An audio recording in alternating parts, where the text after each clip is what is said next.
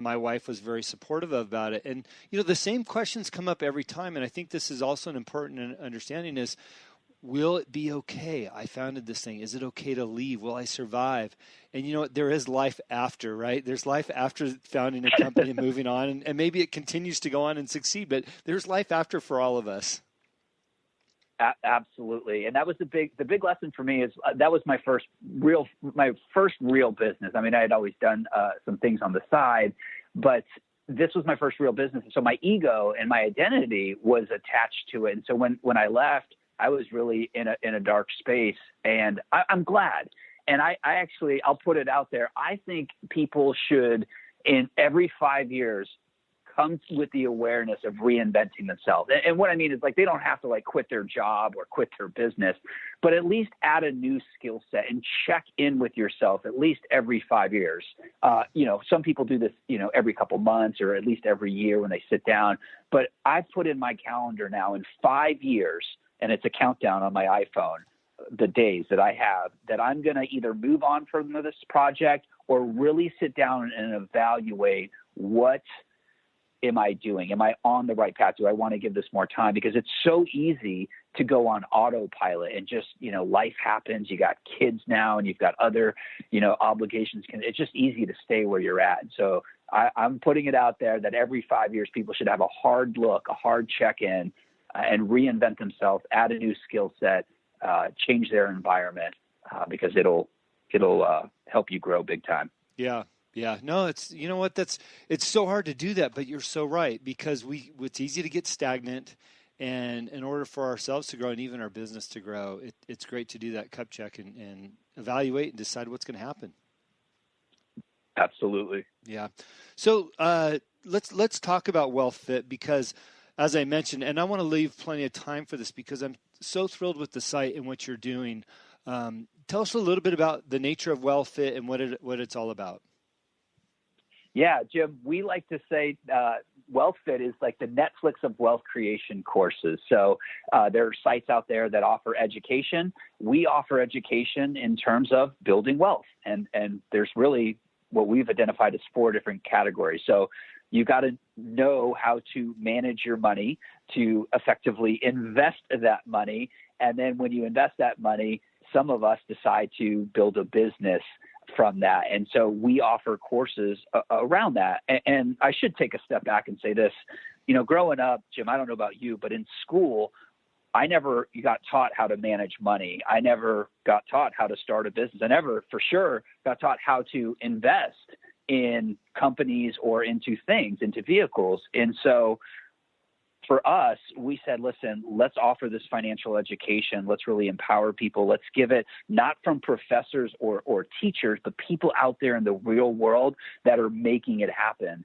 And so that's what we're doing at WealthFit. And we do it through courses and great articles, as you mentioned, a podcast, and any way we feel like we can reach people and really provide value and change their mindset and actions when it comes to building wealth for themselves. Yeah.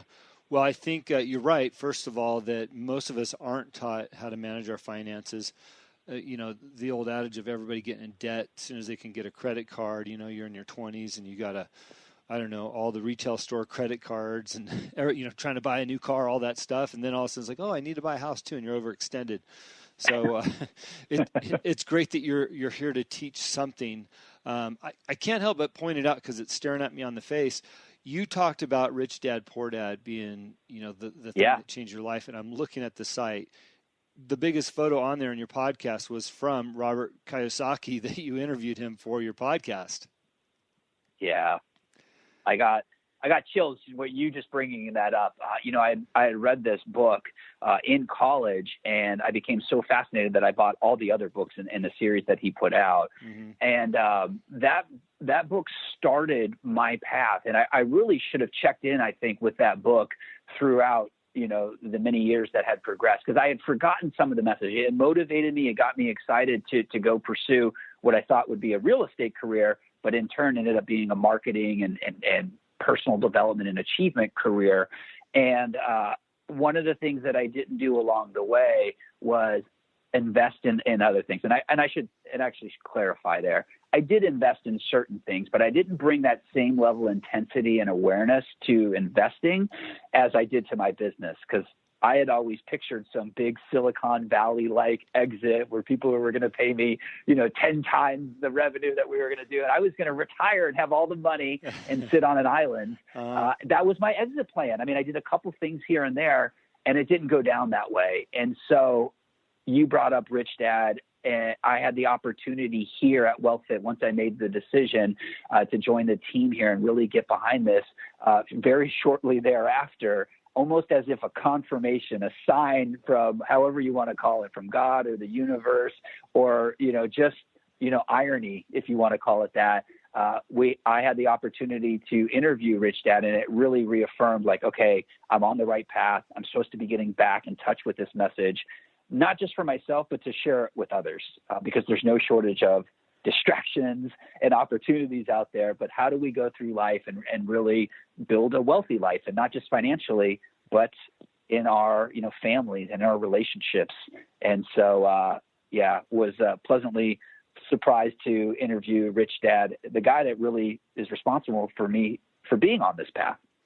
Yeah, well, I got to say, I've heard Robert talk on many occasions, but the interview that you got with him was probably one of the best I've ever heard. I don't say that lightly, though, because I don't know where the interview was taking place at. Maybe you can tell us that. But, he was casual. He was real. He was honest. He didn't mince words. He was direct and to the point. I thought, what an incredible interview that you got for your show. So where were you at when you interviewed him? I was here in San Diego now. I think people should. I used to live in Florida and Tampa for most of my life. And so when I decided to reinvent and join the team here at WealthFit, I moved to San Diego, which was a big move for us. So we did the interview. He was in Phoenix, if I remember correctly, and I was here in the sound booth in San Diego.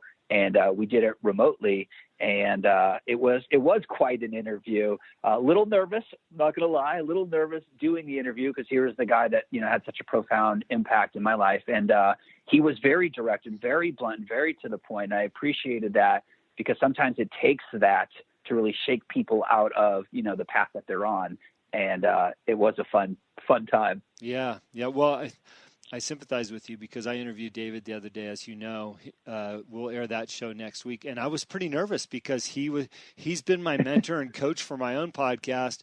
I hadn't even done a show when I was on his show based on my business. And I was talking about getting a podcast going. He goes, oh, well, if you ever need any help or whatever, let me know.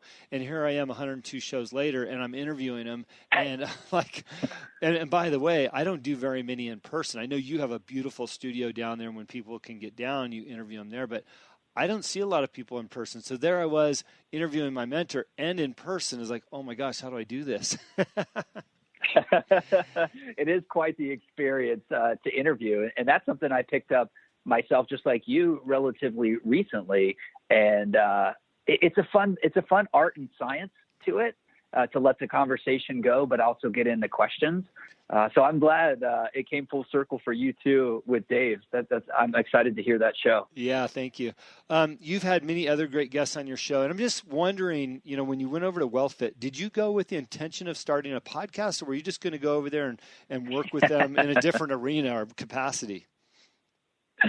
Well, I quite honestly, I had some idea, but I didn't know really what it entailed. So I remember the conversation. My previous business, as I mentioned, was, speaking and teaching people to speak. So I remember having a conversation with my partners here, and they're like, hey, we want to start a podcast network. And so before we even get there, it starts with one show. And I said, okay. And I said, this sounds like a great idea. I had always wanted to do podcasting at my previous venture, but I just didn't make the time for it. And so they're like, yeah, we want to do the show. And, we need a host. And I'm like, yeah, we do need a host. And they're just like waiting for me to like jump in. And they're like, I'm not jumping in. And they're like, hey, we think you should be the host. I'm like, me? Why me? And they're like, well, you have that speaking background. And I'm like, yeah, but that's not like podcasting and interviewing. I've interviewed people on a stage, but it's different. Like, and if you want to be great, like you gotta like be good.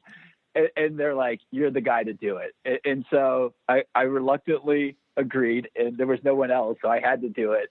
And it took me down a path that I'm grateful for, because I do believe interviewing is an amazing skill for every entrepreneur, just for people in general, to be curious, to get some insights, and to get stories. I mean, interviewing is being at a party and sitting across and not talking about the weather, but talking about something substantial, talking about something that can change your life. And Jim, I applaud you as well for being a fellow interviewer. It's not easy, especially if you put the time and the prep in, and it can go all sorts of ways. And so I didn't know we'd start a podcast, but I'm so grateful that we did. Yeah, I appreciate you saying that about me, but I think oftentimes, and maybe you agree, I get more out of interviewing people than probably my audience does, because I get off the phone or they leave the studio. I'm like, man, I'm so pumped. What am I going to do today? I'm going to conquer the world. So true. So true. Yeah. Let's talk about podcasting for a second, because again, you have a very successful show. A couple of weeks ago, I had my producer on the show, Jim Beaver. He has over 1 million downloads on his show. He's very successful. I think he has 4 shows now, some major ones too. And I think it's such a great resource. And I've often I've often pitched doing a podcast for a company, because I think it's such a wonderful marketing tool. And that's exactly what you're doing for these guys. I mean, how's it working out for them? Is it generating the traffic that you probably were hoping to get? I mean, where's it all going? Yeah, we benefit a lot of different ways from the show. So it's important, if we're going to have this conversation, or if someone listening in is going to have this conversation with themselves, like, what do you want to get out of it? So you already mentioned relationship building. So when you want to knock on someone's door and get their attention, or ask them a couple questions, or at least build a relationship, a potential business one, you want to deliver value. The challenge is like, what value can you deliver? So the podcast gives us a platform to reach out to people and say, listen, we've got a show. We want to build a relationship. Just like with you, you were given this opportunity to be on our show through Dave. He had mentioned coming on our show. And so you came in, so we got to build this relationship, and here we are. Now I'm on your show. So that's number one. It might've been harder to build that relationship with you, because I don't come from the racing world, or, I don't know how to make wine, all the things that you do and you talk about. And so the podcast was that point for us. In addition to that, one of my roles here, Jim, is to find experts, the world's best experts in different areas. And so I often will interview them on the show. And then for some of them, if we need them in a certain category and they're great energy and they've got great information, I will ask them, hey, what do you think about creating a course for us? And so it's a really natural progression of, let's interview somebody, let's provide values, start the relationship, and then ask them to create a course with us. So that's how we benefit as well. I think the third one is this. It's been fun and exciting. We've self-funded this venture here, and yet we have people knocking on our door, asking us to speak, asking us if we want money. And we always ask, like, how did you hear about us? We know we're doing a lot of different things, but we want to know, like, what's working. And, these VCs and folks that are interested in funding us, they say, we had an analyst look you up, but the one commonality that they all seem to share is, hey, you had Kiyosaki on your show, or we saw your show with Danica Patrick. And we're like, oh, so from a brand standpoint, we can't necessarily tie the monetization from this aspect, but from a brand standpoint, it is putting us out into the world. People are calling us from it, and it's bringing awareness to us. Now, that awareness, we talk about the courses, and we give people articles and resources on the site, and we opt them in. So there's a whole business model behind it. And the last thing, and I'll be quiet here, Jim, I know I've been speaking a bit. The last thing is we run ads on the show, but not how other people mainly monetize their show with external advertising or sponsors. Mm-hmm. We are just advertising our own courses on there. And so those are all the different ways that we're benefiting from the show. Yeah, well, it's a great investment. And if you're listening to this show, you own your own business, or you're working for a big company and you're looking for a different way to market your brands and your companies, podcasting really has turned out to be a tremendous tool. I started doing it to drive SEO traffic to my wine website, because direct-to-consumer wine sales online are one of the hottest growing markets, and we wanted to drive our SEO